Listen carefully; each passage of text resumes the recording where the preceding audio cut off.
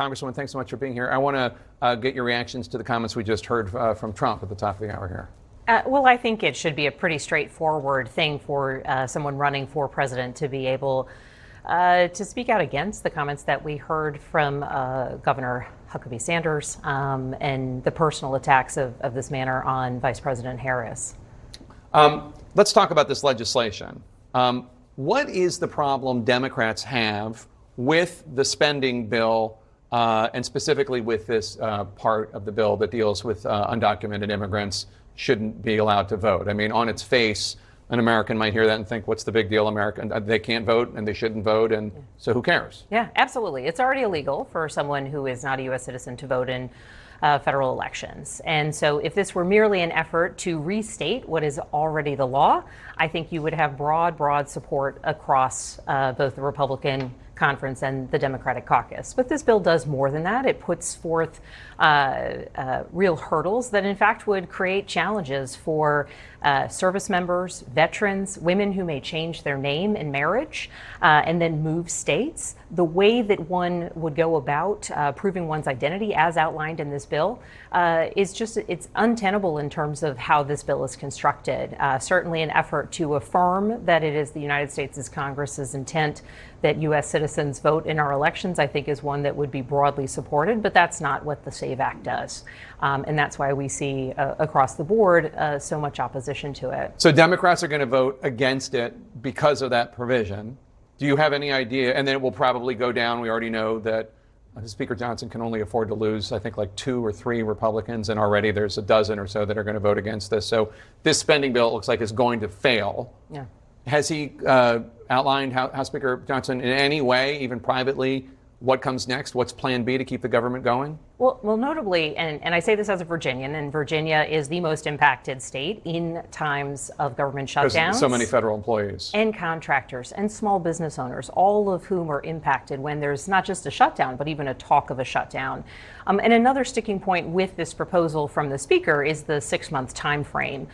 Frankly speaking, a continuing resolution perhaps through the remainder of this Congress would make sense, but the idea that we would kick the can of funding the federal government for the next fiscal year, I mean, almost through into more than halfway through that fiscal year, it's just poor planning. It negatively impacts certainly our military, our national defense, and the very function of our government. If Democrats vote against this bill, this first vote with the non-citizen voting provision, as Democrats, I think, are all going to do, or most going to do. Who knows what Golden is going to do and remain, but, you know, with a handful of exceptions. Do you own any of the government shutdown? Democrats? So I think the clear answer on this is not even a serious effort. When you have chairmen of committees, so Republican members of the House of Representatives chairing important committees saying this bill is not a good faith effort, this bill is not how we fund the government, I think it is a note to everyone that there's bipartisan disagreement in taking this tact. We should be funding the government. I mean, frankly, we should have done appropriations bills over the summer, and we should, in the absence of having been able to fulfill that requirement of us, we have to have the Speaker bring forth a bill. The bottom line is if Hakeem Jeffries, as minority leader, had the ability to bring a funding bill, a continuing resolution forward, he would have done it last week and avoided the will they won't they. But time and time again with this Republican majority, we see the brinksmanship, and failure seems to be a requirement before at the last minute the Speaker, whether it's Speaker Johnson or former Speaker McCarthy, does what is kind of demanded of him and the role of the Speaker. So my hope is that between the Senate and the House, we will, within the next week, pass a continuing resolution and send it over to the President's desk. You sit on the House Select Committee on Intelligence. Yes. What do you make of the string of deadly explosions in Lebanon targeting members of the group Hezbollah? Is Israel behind them? Do you worry that this could inflame matters further? What's your take? Well, I think it's interesting in that it's bringing great clarity to the fact that the challenges that Israel faces with Hezbollah to its north has been ongoing. Hezbollah continues to fire rockets into Israel.